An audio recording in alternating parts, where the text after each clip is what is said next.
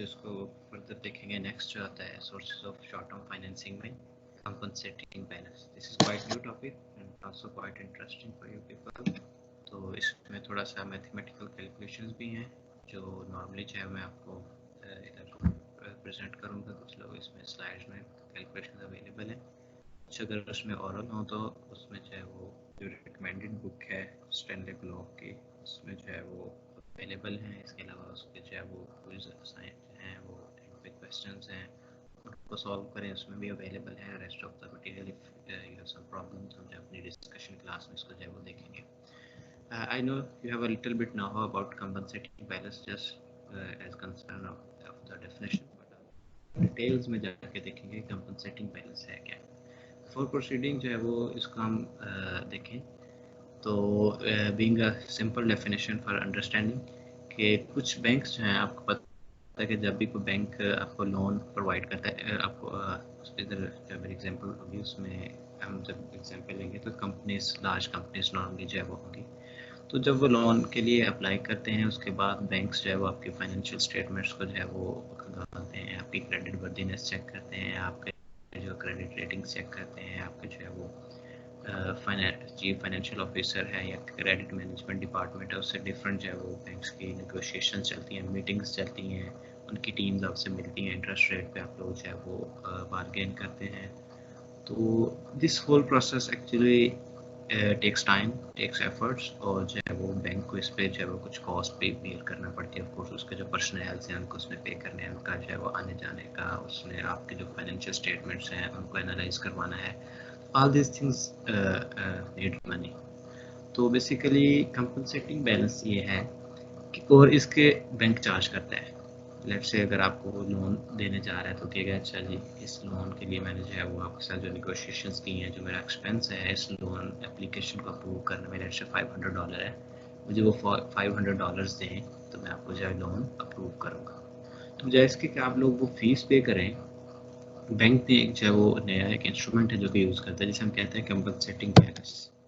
इसमें bank basically कहता है कि okay this is the minimum amount, इतनी अमाउंट आप जो है वो हमारे अकाउंट में, अपने अकाउंट में रखेंगे, अपने balance as a compensating balance अपने बैंक अकाउंट में, या विदड्रॉ नहीं करा सकते, ठीक है। अब जब वो एक मिनिमम अमाउंट जो है वो आप विदड्रॉ नहीं करा सकते तो बैंक उस अमाउंट को यूज़ करता है, यूटिलाइज करता है, उसको ऑफ कोर्स इन्वेस्ट करता है और उससे जो है वो अर्निंग्स मिलता है। तो इसका आपको बेनिफिट बैंक ये देता है कि जब आप लोन एप्लीकेशन वगैरह जब बैंक को देते हैं या आप कोई भी और डीलिंग बैंक से करते हैं तो आप पे जो उस पर आपके लिए सर्विस फीस या सर्विस चार्जेस हैं वो बैंक वेव कर देता है कि वो कहता है कि अच्छा आपने मिनिमम बैलेंस रखा हुआ था, मैंने आपका वो बैलेंस कंज्यूम किया और उसके उस मैंने जो है कुछ अर्निंग की है, तो दैट्स वाई मैं आपसे जो है वो चार्जेस जो है वो उससे आपको एग्जेम्प्ट कर देता हूँ। तो ये है कंपनसेटिंग बैलेंस। इसका बैंक को फ़ायदा ये होता है कि बैंक आपको कुछ पैसे जो है वो इस्तेमाल करता है, और आपको ये फ़ायदा होता है कि जब आपने जब लोन वगैरह के लिए अप्लाई करना होता है तो उसकी आपको फीस चार्ज नहीं होती है।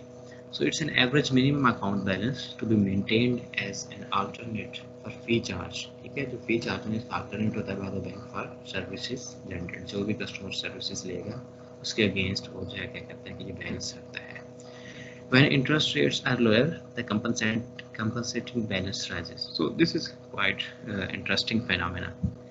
जब इंटरेस्ट रेट लो हो रहा है तो बैंक क्या कहता है कि आप ज़्यादा कंपनसेटिंग बैलेंस हमारे पास रखवाएं। उसकी बड़ी सिंपल सी रीज़न है, जब ओवरऑल इंटरेस्ट रेट लो होगा तो उस जो भी आपके पैसे होंगे बैंक बैंकर उससे आपके अर्निंग्स भी लो होंगी। लेट्स से आपका जो पैसा है बैंक ने आगे और जो कंपनसेटिंग की मद में रखा हुआ है उसको आगे लोन करना है, लोनिंग करनी है।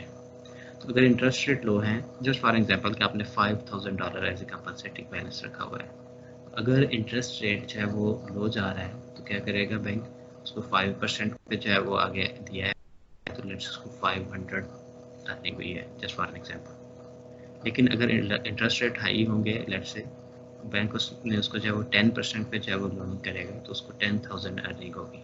इट मीन्स जब इंटरेस्ट रेट लो होता है तो बैंक की जो अर्निंग है वो कम होती है, फिर बैंक कहता है कि अच्छा अब आप जो कंपनसेटिंग बैलेंस है वो इस पहले से ज़्यादा रखवाएं ताकि हमारी अर्निंग्स हाई हो और उसके अगेंस्ट हम आपको जो फीसेस वगैरह हैं वो एग्जेम्प्ट कर देंगे।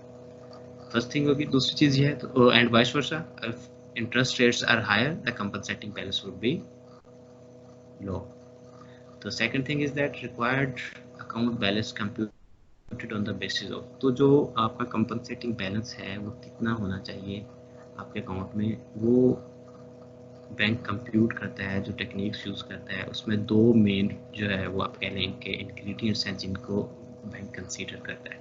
सबसे पहला इंग्रेडिएंट ये कि percentage of customers loan outstanding. जितना ज़्यादा आपने बैंक से कर्जा लिया हुआ है अकॉर्डिंगली उतनी ही ज़्यादा जो है वो कंपनसेटिंग बैलेंस नॉर्मली बैंक से पाते हैं। ठीक है, it's not a rule of thumb but it's in general. ठीक है, कि जब आपने बैंक से ज़्यादा लोन लेते हैं तो आपका जो कंपनसेटिंग बैलेंस है वो बैंक ज़्यादा जो है वो डिमांड करता है। जो दूसरा फैक्टर है जो कि कंपनसेटिंग बैलेंस को जो है वो डिटरमिन करने में हेल्प आउट करता है, that is actually your future loan commitments. कि आपने फ्यूचर में या लेट्स से नेक्स्ट 1 ईयर में बैंक से कितनी दफ़ा लोन लेना है, कितनी कमिटमेंट्स की हुई हैं, कितने डिफरेंट ओकेजन्स पे आपने लोन डिमांड करना है। अपने वर्किंग कैपिटल के लिए लोन लेना है, अपने शॉर्ट टर्म फाइनेंसिंग के अलावा लॉन्ग टर्म फाइनेंसिंग में जाना है, अपने मीडियम टर्म फाइनेंसिंग में जाना है, या अपने सीजनल बिजनेस के फाइनेंसिंग करवाते हैं। तो based on your past record bank देखता है कि फ्यूचर में इसने कितनी दफ़ा नॉर्मली जो है वो लोन कमिटमेंट्स हैं हमसे लोन के लिए अप्लाई करेगी कंपनी।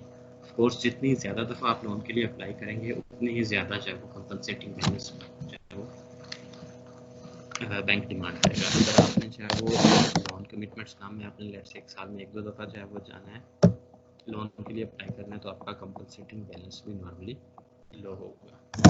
हम कंपनसेटिंग बैलेंस को जो है वो थोड़ा सा अगर फर्दर एक्सप्लोर करें, इसमें बहुत सारी चीज़ें जो है वो इंटरेस्टिंग हैं जो कि लर्न करनी है। तो इसमें इसको कैलकुलेट किस तरह से करते हैं। The amount that must be borrowed is calculated by taking the needed funds and divided by 1 minus C।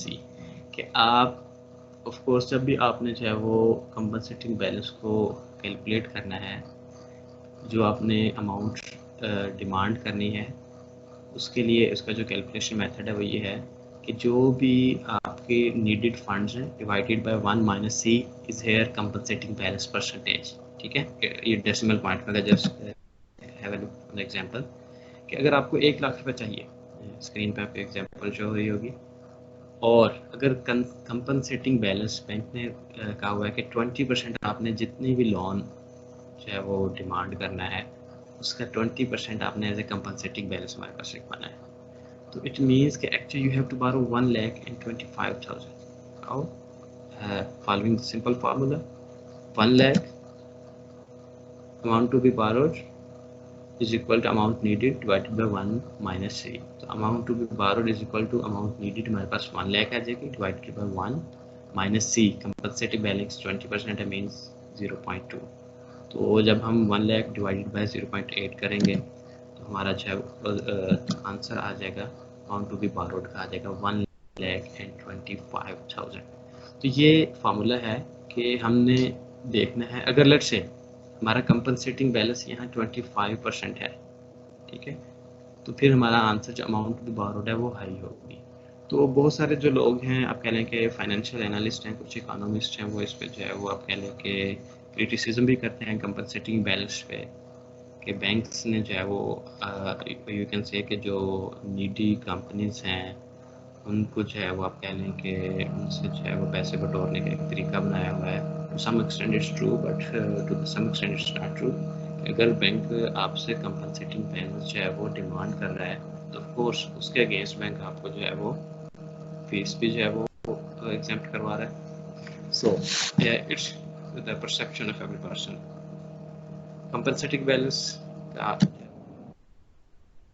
करें बिफोर गोइंग फॉरवर्ड, तो इसमें जो है वो जितना ज़्यादा आपसे कंपनसेटिंग बैलेंस डिमांड किया जाता है नॉर्मली उतनी ही ज़्यादा जो है आप जितना ज़्यादा अपने लोन डिमांड करते हैं या जितनी ज़्यादा टाइम्स आप लोन डिमांड करते हैं उतनी ही ज़्यादा जो आपसे कंपनसेटिंग बैलेंस जो है वो बैंक्स डिमांड करते हैं।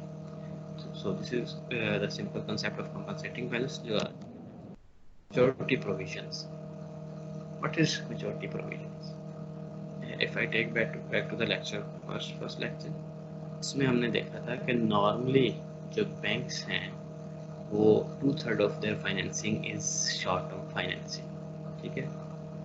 तो मैच्योरिटी क्या है कि नॉर्मली बैंक्स जो है वो लॉन्ग टर्म लोन्स भी प्रोवाइड करते हैं, ठीक है। लेकिन जब लॉन्ग टर्म लोन से क्या मराद है कि more than 1 year and so less than 1 year and less than 1 year जो है शॉर्ट टर्म लोन होगा। तो जिस तरह से मेच्योरिटी, आपको पता है कि मेच्योरिटी पीरियड जो है लोन का एक्सटेंड होता है, साथ साथ जो है वो आपको पता होगा कि उसके जो है वो इंटरेस्ट रेट भी हाई होता है। उसकी डिफरेंट रीजंस होती हैं कि इंटरेस्ट रेट क्यों हाई होता है। हमने इसको जो है वो आपने पहले भी डिस्कस किया होगा, क्योंकि जब भी आपका जो है वो लोन लेंथ टाइम स्पेंड करते हैं तो सबसे मेन जो चीज़ है वो बैंक का जो है वो क्रेडिट रिस्क वो बढ़ जाता है कि ये बंदा अगर लेट्स से आपने 1 साल के लिए लोन लिया है तो बैंक को रिस्क है कि 1 साल के अंदर पता चल जाएगा इस बंदे ने पैसे देने हैं या नहीं देने हैं। लेकिन अगर आपने जो है वो लोन ज़्यादा अरसे के लिए लिया है तो the bank have to wait for 5 years के ये बंदा पैसे देगा या नहीं देगा। तो आपको उसी चीज़ का भी पता है कि जैसे जैसे टाइम स्पेंड बढ़ता है तो जो आप कह लें कि आपकी फोरकास्टिंग है वो वीक होती जाती है। हमें 1 साल की जो अगर नेक्स्ट 1 ईयर हैड जो फोरकास्टिंग है वो ज़्यादा प्रिडिक्टेबल होगी, ज़्यादा स्ट्रॉन्ग होगी एज़ कम्पेयर टू अगर हमने नेक्स्ट 10th ईयर की चाहे वो फोरकास्टिंग करनी है। सो सबसे पहले मेच्योरिटी प्रोविजंस में हमारे पास आया था term loan. Term loan is a monetary loan that is repaid in regular payments for a set to period. Term loans usually last between 1 and 10 years. ठीक है, इधर हमारे जो बुक में शायद इन्होंने 7 years के लिखा, लेकिन नॉर्मली जो टर्म लोन 1 साल से आपके लेके 10 साल तक, और इन सम सिचुएशंस ये it spans up to 30 years, ठीक है। तो as name is indicating term कि इसमें फिर जिस तरह आप शॉर्ट टर्म लोन में होता है कि आपने लोन ले लिया, इंटरेस्ट पे करते रहते हैं और एट द एंड आप लमसम में जो है वो प्रिंसिपल पे कर देते हैं। टर्म लोन में इस तरह से नहीं होता है। Credit is extended for 1 to 7 years, you can say 1 to 10 years, and in some extreme situation it can, the time span could be up to 30 years. So loan is usually repaid in monthly or quarterly installments. तो इसके लिए let's say अगर आपने 7 years के लिए loan लिया है, ये नहीं होगा कि आप 7 years ओनली जो है वो इंटरेस्ट 5% 7% जो व्हाट्सएवर है वो पे करते रहे and then bank have to wait कि आफ्टर 7 years आप उसके जो पैसे हैं लेट्स से 10 million है उसको वापस करें। बैंक इस तरह से नहीं करता है, बैंक इतना ज़्यादा रिस्क जो है वो भी है नहीं करता है। सो इसमें क्या करता है बैंक कि अच्छा आपने 10 साल के लिए अगर लोन लिया है तो आप मंथली या क्वार्टरली या ईयरली बेसिस पे इंटरेस्ट रेट के साथ कुछ ना कुछ हमें जो है वो प्रिंसिपल अमाउंट का पोर्शन के साथ पे बैक करेंगे। अच्छा, दूसरी जो इसमें चीज़ आ जाती है जो कि इंटरेस्टिंग है कि इस पे जब इंटरेस्ट रेट जो लगता है वो बैंक्स के लिए जो है वो इंटरेस्ट रेट चार्ज करना एक चैलेंज होता है, because they don't know what is going to happen in the next 10 years। तो आज का इंटरेस्ट रेट और इन्फ्लेशन रेट जो है वो क्या है, टाइम वैल्यू ऑफ मनी किस तरह से चेंज होगी, इकोनॉमिक कंडीशंस क्या होंगी। तो नॉर्मली क्या करते हैं कि बैंक्स जो है वो इस पे आप कह लें कि फ्लक्चुएटिंग रेट्स अप्लाई करते हैं। फ्लक्चुएटिंग रेट की एक बड़ी अच्छी एग्जांपल हम देख सकते हैं। Let's say Karachi interbank offer rate है, मिनिमम रेट जिसे हम कहते हैं। तो वो कहेंगे जो भी काइबर होगा Karachi interbank offer rate plus 3% में चार्ज करूँगा। इट मीन्स कि अगर आज बैंक ने काइबर जो है वो 11% है प्लस 3 मीन्स कि आपको 14% इस साल पे करना है। नेक्स्ट ईयर अगर काइबर जो है वो लेट से 7% हो जाता है तो 7% प्लस 3% आपको 10% जो है वो पे करना है। एंड वाइस वर्सा अगर नेक्स्ट ईयर जो है वो काइबर 17% पे चला जाता है तो आपको 17 प्लस 3 20% जो है वो इंटरेस्ट रेट पे करना है। तो इससे क्या है कि इससे बैंक का जो है वो रिस्क कम हो जाता है, उसको जो क्रेडिट रिस्क है जो उसको कि उसके जो आप कह लें कि इन्फ्लेशन रेट कवर अप होगा, उसकी टाइम वैल्यू मनी जो है वो कवर अप या नहीं, ये सारे फैक्टर जो है वो बैंक कवर कर लेता है। फ्लक्चुएटिंग रेट जो है वो अनफिक्स्ड इंटरेस्ट रेट या फ्लक्चुएटिंग इंटरेस्ट रेट जो है वो अप्लाई करके। And the most important thing, only superior credit applications qualify इस टर्म लॉ, क्योंकि इस पे हमने देखा था क्रेडिट रिस्क ज़्यादा है लॉन्ग टर्म के लिए। तो ये हर कस्टमर की जो है वो एप्लीकेशन को बैंक इंटरटेन नहीं करेगा जो उसके क्रेडिट वर्दीनेस की बहुत बहुत अच्छी है, जिनकी क्रेडिट रेटिंग्स बहुत अच्छी हैं, जिनके जो है वो बैंक के साथ आप कहने के इन द पास्ट टाइम जो है वो मामला जो है वो बड़े अच्छे कुशल सलूकी से तय पाते रहे हैं, वो टाइमली पे बैक करते रहे हैं। बैंक सिर्फ उन्हीं की क्रेडिट जो है वो लोन एप्लीकेशन को एक्सेप्ट करेगा, अदरवाइज बाकी लोन एप्लीकेशंस को जो है वो बैंक्स जो है वो डिनाई कर देंगे, because it's somehow risky. So next topic is cost of commercial bank financing. के एज नेम इज इंडिकेटिंग कि जो कमर्शियल बैंक्स हैं जो वो फाइनेंसिंग करते हैं उसकी कॉस्ट किस तरह से कैलकुलेट करते हैं और वो उसकी किस तरह से जो है वो कॉस्ट डिटरमिन करते हैं। तो इसमें सबसे पहले effective interest on a loan is based on, तो before going for like effective interest, not sure if you have idea about effective interest rate क्या होता है। तो मैं थोड़ा सा चाहूँगा कि जो है वो इंटरेस्ट रेट्स हैं उनकी थोड़ी सी आपको ना हो। ऑफकोर्स इस बैंक में जो है वो इस चैप्टर में एज इट इज़ जो है ये चीज़ें इंक्लूड नहीं है, तो इसको आपको जो है वो एक्सप्लोर करना पड़ेगा। मैं आपको जो है वो फर्दर लिंक्स जो है वो प्रोवाइड कर दूँगा। तो just not in detail but a little bit आपको ना हो जाएगी इससे कि आपको जो है वो इंटरेस्ट रेट जो है वो इफेक्टिव इंटरेस्ट रेट क्या होता है, डिफरेंट टाइप्स ऑफ इंटरेस्ट। हम although I'm not going to give a detail on all sorts of interest rate, लेकिन कुछ कहने के जो most common types of interest rates उनको हम जो है वो देखेंगे कि वो क्या हैं और वो किस तरह से जो है वो रिवेल करती हैं। तो इफेक्टिव इंटरेस्ट रेट से पहले जो है वो एक इंटरेस्ट रेट टाइप आ जाती है जिसे हम जो है वो नॉर्मली कहने के सिंपल इंटरेस्ट रेट भी कहते हैं, ठीक है। इस तरह आपने जो है वो कंपाउंड इंटरेस्ट रेट को भी जो है वो पढ़ा होगा। इसी तरह आपने जो है वो कहने के उसे कहते हैं प्राइम इंटरेस्ट रेट को भी पढ़ा होगा। ये सारी चीज़ें जो हम जो है वो इसमें पहले देखेंगे इंटरेस्ट रेट्स की टाइप्स, उसके बाद हम जो है वो कॉस्ट ऑफ कमर्शियल बैंक्स की जो है वो फाइनेंसिंग की तरफ हम इसी लेक्चर के सेकंड सेशन में देखेंगे।